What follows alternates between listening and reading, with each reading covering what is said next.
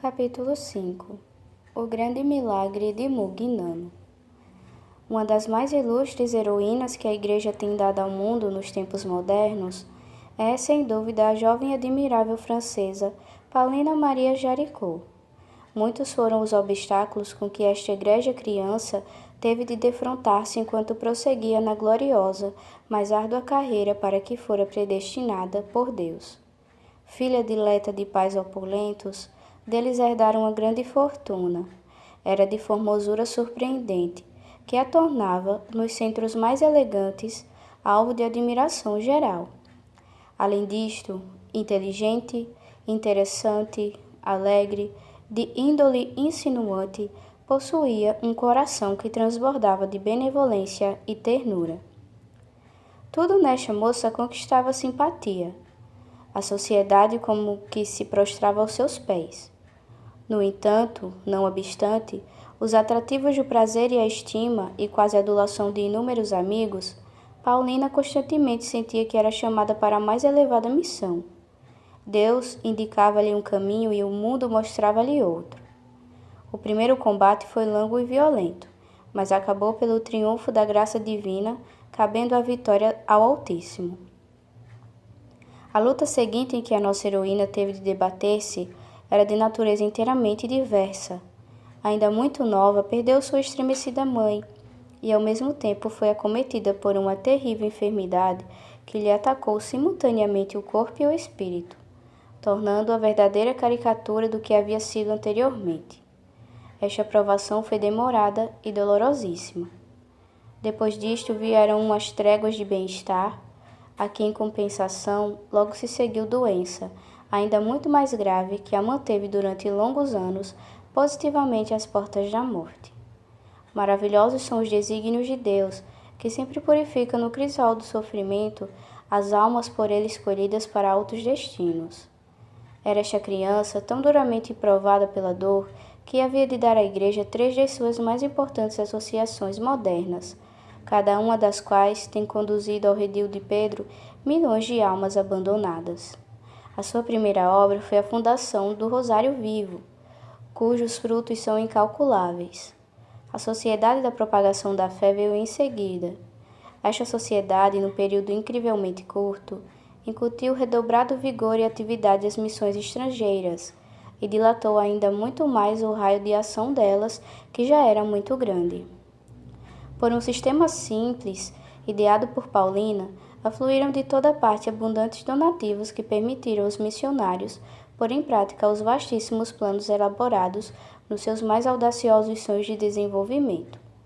Por último, se não lhe cabe o título de fundadora única, exerceu pelo menos ação capital na organização da Santa Infância, associação que anualmente salva inúmeras crianças dos horrores e degradação que o paganismo gera.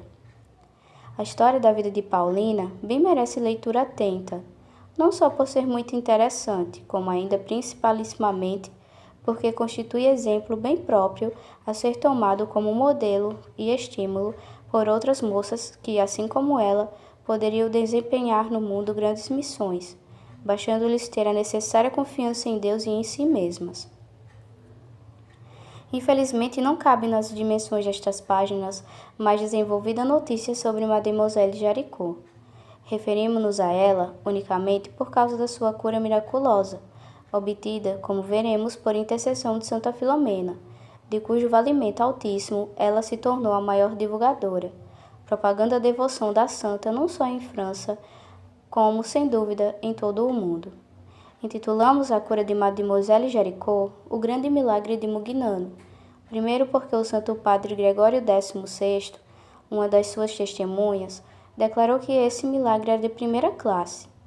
Segundo, porque foi ele a causa imediata de serem instituídos na Igreja Universal o ofício e a festa da Santa, e, finalmente, porque muito mais do que todos os outros prodígios de Mugnano, ele concorreu para tornar o nome de Santa Filomena conhecido em toda parte.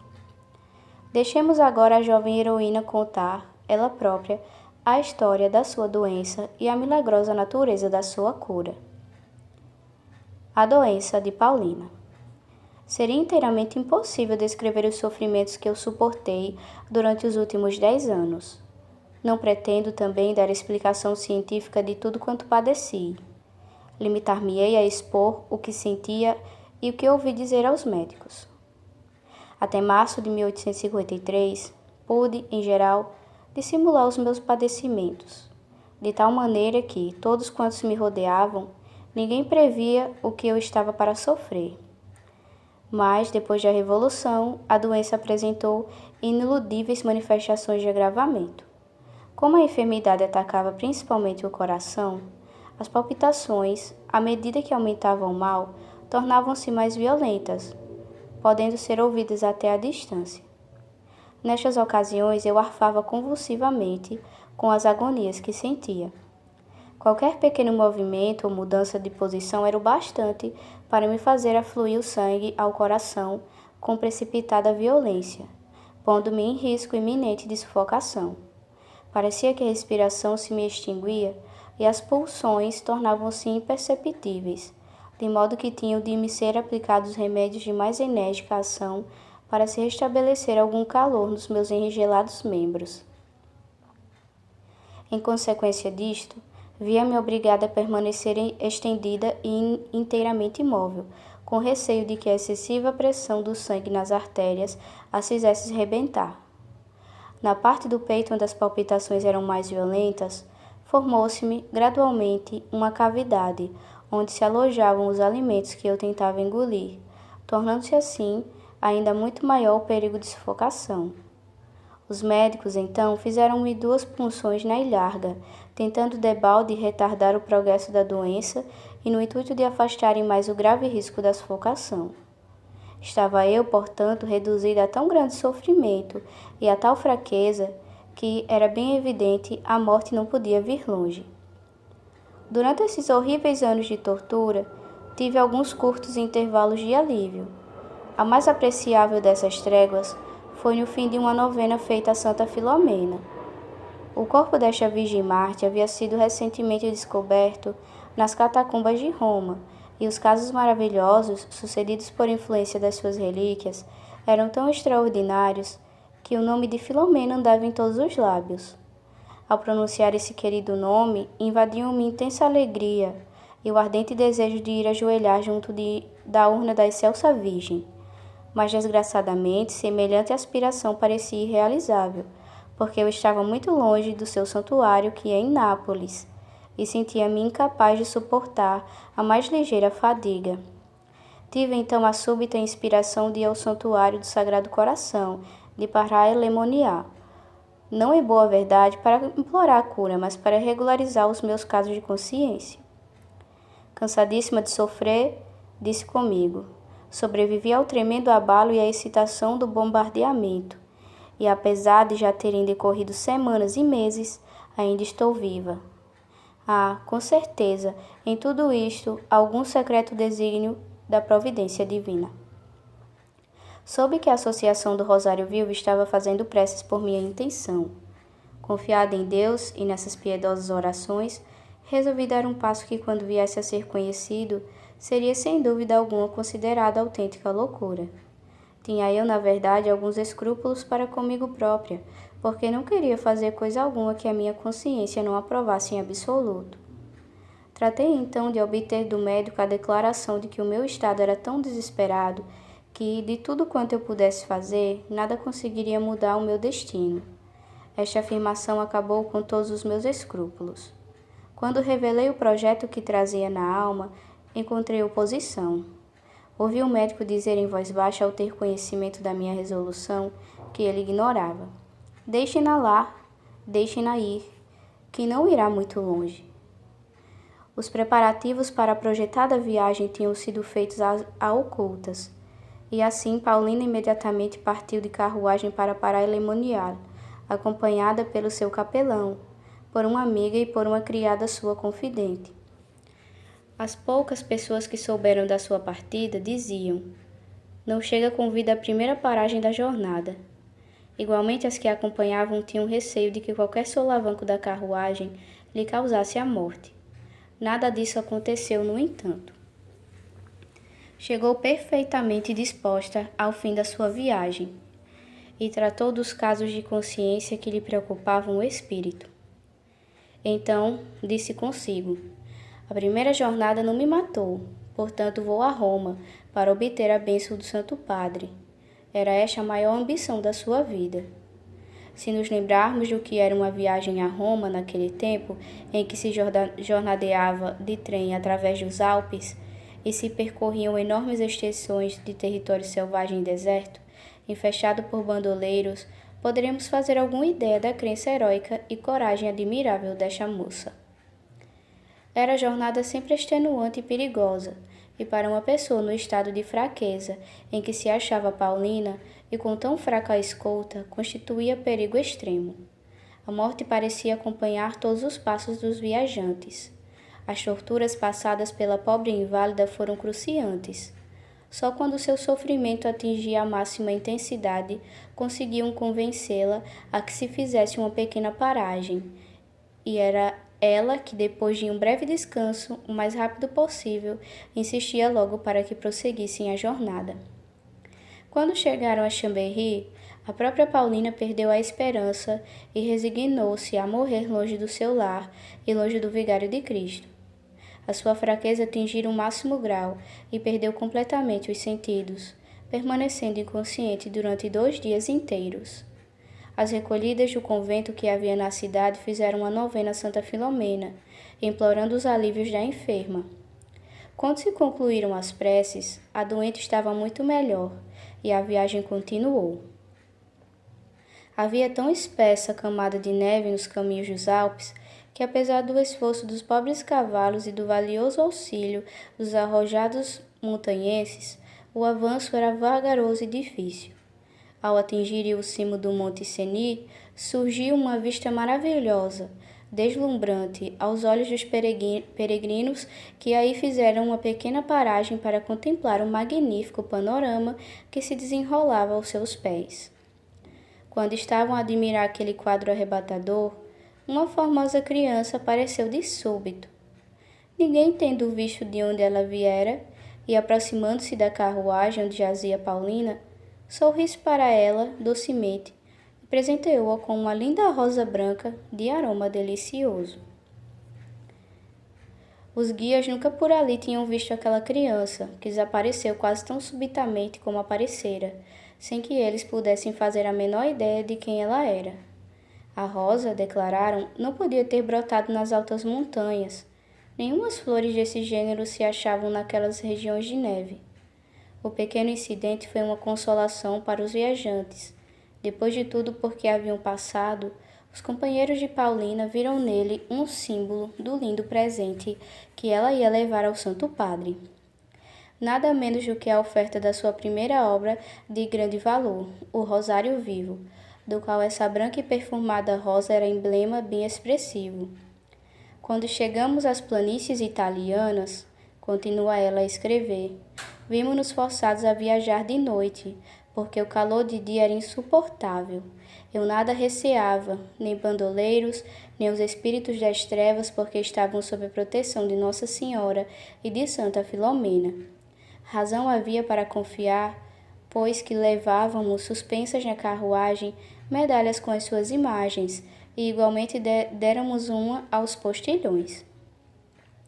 Eram 11 horas da noite quando chegamos ao sopé da montanha de Loreto, e apesar de sabermos que os caminhos não estavam isentos de perigos, continuamos a avançar na esperança de atingir em breve a casa da Santa Filomena, agora a Basílica do Loreto, o que finalmente conseguimos quando a aurora começava a despontar por sobre os montes. Aqui, de novo, teve a doente uma grave recaída, e mais uma vez se perdeu toda a esperança de a salvar, pois, apesar disto, ainda se reanimou e, ao fim de poucos dias de repouso, novamente se lançou a caminho da cidade eterna. Durante esta última jornada, as crises foram frequentes, e quando chegou a Roma, quase jazia em completa inconsciência. As religiosas do Sagrado Coração na Trinita dei Monti receberam-na com a maior afetuosidade. Ia numa fraqueza extrema e era inteiramente inadmissível que ela tentasse sair do convento. Assim, depois de uma longa e perigosa viagem, durante a qual arrostara com tantos e tamanhos perigos e até com a própria morte, via-se forçada a ficar ali, precisamente na fronteira do Vaticano. Não podia ir longe demais. Mas a Mãe Santíssima e Santa Filomena estavam com a que não perdia a esperança da ambicionada recompensa.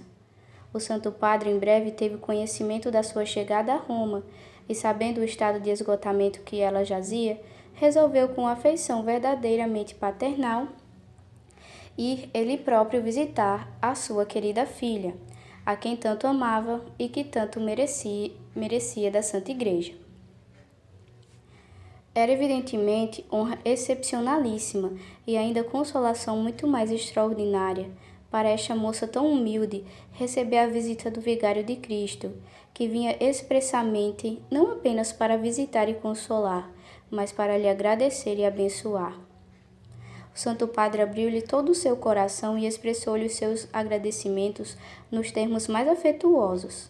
Disse à sua querida filha quanto lhe estava grato por tudo que ela havia feito. Louvou sua grande coragem e ardente fé manifestadas naquela ida a Roma e cobriu-a das maiores bênçãos. Era como se fosse uma visita de Nosso Senhor, porque no seu vigário Paulina venerou o próprio Redentor. Vendo-a tão exausta, pediu-lhe o Papa que rezasse por ele quando entrasse no céu. Assim farei, Santo Padre, respondeu ela. Prometo que assim farei, mas se eu, quando regressar de Mugnano, vier boa e for por meu pé ao Vaticano, Vossa Santidade quererá dignar-se proceder sem demora à investigação final sobre o processo de Santa Filomena? Sim, minha filha, com certeza, replicou o pontífice, porque esse fato seria, na verdade, um milagre de primeira classe. Mas, voltando-se para a superiora, o Santo Padre disse em italiano: Muito doente está a nossa filha. Dá-me a impressão de que se levantou da sepultura para vir aqui. Nunca mais a tornaremos a ver. Não torna a voltar. Paulina compreendeu o que ele disse, mas apenas sorriu significativamente. Quando se retirava, o Papa abençoou-a mais uma vez e disse ao cardeal Lambruschini, que o acompanhava: Recomendo-lhe a minha querida filha. Concedo-lhe todas as indulgências e todos os privilégios que é possível conceder. Estava-se em agosto e o calor era sufocante. O pequeno grupo partiu para Mugnano, mas tinha de jornadear de noite e descansar de dia. Chegaram ao santuário na véspera da festa de Santa Filomena. Os napolitanos e a grande multidão de forasteiros, que de todos os lugares das cercanias afluía ao santuário para assistir à festa, acorreram com redobrada ansiedade, ao ouvirem dizer quem era Paulina e por que motivo e de que maneira ela tinha ido ali. Por um lado, a simpatia que ela lhes inspirava, e por outro, seu orgulho pela reputação da sua querida padroeira despertaram neles um maior entusiasmo. Estava ali aquela senhora francesa tão querida do Santo Padre, que já fizera tanto pela religião, que percorrera centenas e centenas de léguas através das perigosas montanhas dos Alpes cobertos de neve, desprezando perigos e a própria morte para invocar Santa Filomena. Havia de ser curada. Querida Santa Filomena, suplicavam eles, tente de curar esta pobre senhora que veio de tão longe para implorar a vossa misericórdia. Ela já fez bastante pela causa de Deus e da Virgem para vos merecer a sua cura.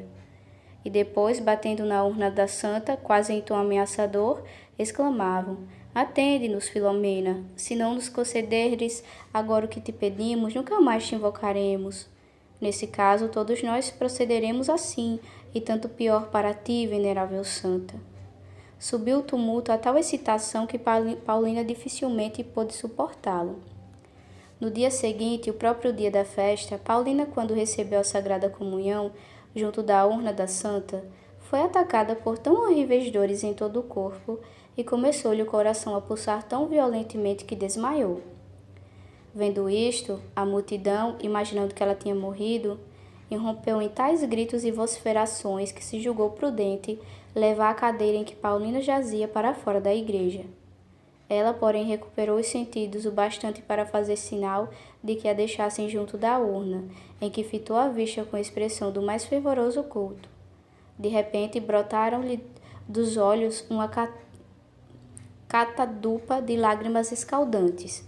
Ruborizaram-lhe-se as faces e um doce e vivificante calor lhe percorreu os entorpecidos membros. Infundou-se-lhe a alma de alegria tão celestial que se julgou prestes a entrar no céu. Não era, porém, a morte, era a vida. Filomena, a bem-amada Filomena, tinha curado. Esperavam-na de longos anos de trabalho e lutas que haviam de terminar em um glorioso, ainda que esgotante martírio. Apesar de reconhecer que estava curada, Paulina absteve-se durante alguns momentos de o revelar, receando as expansões de entusiasmo que o fato, sem dúvida, provocaria. Mas o superior do santuário, sabendo o que tinha sucedido, ordenou que todos os sinos repicassem a anunciar o milagre. A multidão, ao ter conhecimento da grande nova, manifestou frenética alegria, entregou-se a loucas expansões de regozijo. A igreja e as ruas eram atroadas pelas suas aclamações. Vivas e vivas ressoavam de todos os lados. Seria impossível descrever com toda a realidade esta imponente e impulsiva demonstração de fé. Viva Santa Filomena! Viva a nossa querida santa! Viva a grande Virgem Marte! Viva a Senhora Francesa! No seu desvairado entusiasmo, a turba precipitou-se para Paulina, querendo levá-la em triunfo, erguida nos ombros. A isto, porém, recusou-se ela terminantemente. Idolatrada do povo, Paulina demorou-se muguinando por algum tempo, com a alma a transbordar de alegria. Passava longas horas em doce colóquio aos pés de sua celestial benfeitora, e preciosas foram as graças que ela recebeu, mais ainda para a alma do que para o corpo. Finalmente, quando chegou o dia da partida e ela teve de se despedir do santuário, tomou consigo uma grande relíquia de Santa Filomena, colocou-a dentro de uma imagem da santa que revestiu de roupagens reais e deu-lhe lugar de honra na carruagem, sendo por todos aclamada Filomena como princesa do paraíso. Nas várias estações da viagem, os postilhões que haviam levado Paulina a Mugnano e a tinham considerado mais cadáver do que pessoa viva, proclamavam: um milagre! Um milagre! Viva Santa Filomena! A estes brados acorria a multidão, trazendo coroas e grinaldas que suspendiam na carruagem, invocando ao mesmo tempo o nome da santa com a mais fervorosa piedade e o maior amor. Em Nápoles, produziu-se uma intensa agitação quando chegou a Miraculada. Um frêmito de comoção percorreu o povo. O bispo recebeu Paulina com todas as honras e, na presença do núncio apostólico e do rei da Sicília, apresentou-lhe o sangue de São Januário para ela beijar e venerar. Abençoada e invocada por toda parte, a princesa do paraíso e a sua escolta chegaram sem demora a Roma, onde, para melhor gozar da surpresa do Santo Padre, não anunciou Paulina sua cura. Quando, no pleno gozo da saúde e da robustez, se apresentou no Vaticano, todos aqueles que tinham ouvido falar nela ficaram assombrados. Mas é realmente a minha filha? Exclamou o Santo Padre. É uma defunta que se ergueu da sepultura ou quis Deus manifestar em seu favor o poder da Virgem Marte. Sou eu mesmo, Santíssimo Padre, replicou ela. Sou eu, a quem Vossa Santidade viu há tão pouco tempo verdadeiramente às portas da morte e para quem Santa Filomena olhou com piedade. Uma vez que ela me restituiu a vida, peço-lhe, Santo Padre, que se digne dar-me licença para construir uma capela em honra da minha benfeitora. Mas sem dúvida alguma, respondeu o Papa, manifestando-lhe o maior regozijo e afeição. Depois instituiu em ouvir dos próprios lábios dela todos os pormenores da cura. Radiante e maravilhado, pediu-lhe que andasse de um lado para o outro na sua presença. Outra vez, mais depressa, exclamava sorridente. Quero obter bem a certeza de que tenho na minha frente não uma aparição do outro mundo, mas sim realmente a minha querida filha de Fourvière. Num dado momento, a sua querida filha, ao passar de um lado para o outro, sem dar por isso, voltou as costas ao Santo Padre, e o mestre de cerimônias advertiu-a de que não devia virar as costas ao Papa. Mas este logo acudiu no sorriso. Deixe lá. Não se preocupe com isso. Até o próprio Deus fez grandes excepções em seu favor. O soberano pontífice pediu então a Paulina que se conservasse em Roma durante 1 ano para que o milagre se pudesse investigar com todo o rigor. Durante este período, conferiu-lhe muitos e grandes privilégios e deu ordem para que se procedesse a um imediato inquérito sobre o processo de Santa Filomena. Decorrido 1 ano com a bênção do Vigário de Cristo, Paulina regressou a Fulvier.